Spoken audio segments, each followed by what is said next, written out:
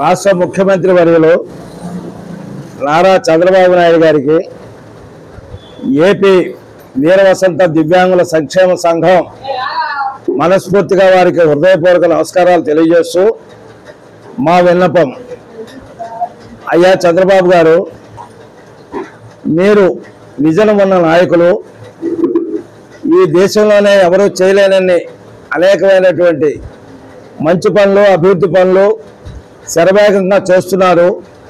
అట్లాగే మా దివ్యాంగులకు 3,000 రూపాయలు పెంచింది కూడా మీరే, ఆ 3,000ని 6,000 రూపాయలు పెంచింది కూడా మీరే, అట్లాగే 5,000 రూపాయలు పింఛన్ చేసింది కూడా మీరే, మళ్ళీ ఆ 5,000 రూపాయలని 15,000 రూపాయలు పెంచి మీ యొక్క మానవతా హృదయాన్ని చాటి చెప్పుకున్నారు.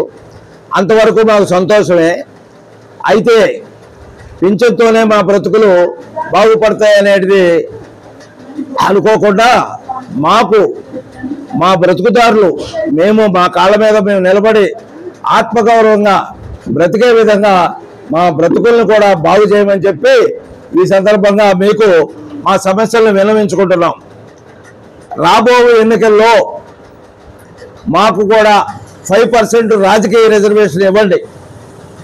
స్థానిక సంస్థలు, కేవలం స్థానిక సంస్థల ఎన్నికల్లోనే మాకు 5% రాజకీయ రిజర్వేషన్ ఇవ్వండి.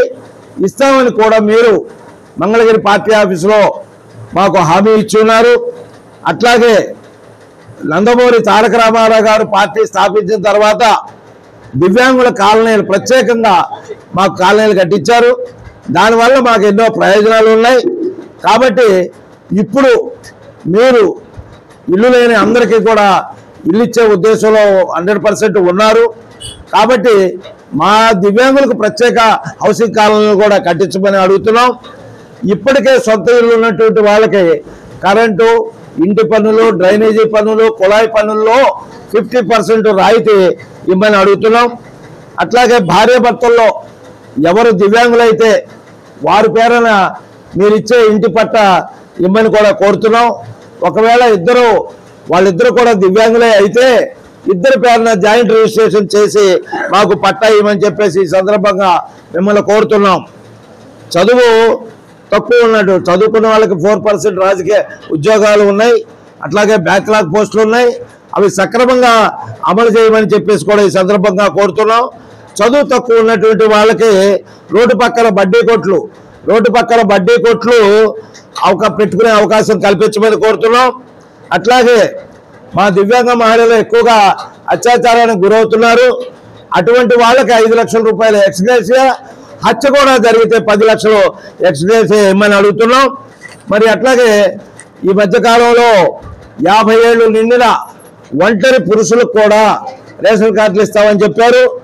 అయితే ఈ సందర్భంగా మాది ఒక విన్నపం, అయ్యా 18 ఏళ్ళు నిండి తల్లిదండ్రులు లేనటువంటి మా దివ్యాంగులకు వాళ్ళకు కూడా రేషన్ కార్డు ఇవ్వమని అడుగుతున్నాం. అట్లాగే తిరుపతి దేవస్థానంలో మరి అక్కడ ఉన్నటువంటి దుకాణాల్లో కానివ్వండి, అక్కడ ఉన్నటువంటి ఉద్యోగాల్లో కానివ్వండి మాకు 5% రిజర్వేషన్ ఇవ్వమని అడుగుతున్నాం. ఈ అతి చిన్న న్యాయమైన కోరికల్ని మీరు తీర్చి మా చేత జయజయలు పలికించుకోమని కోరుతున్నాం.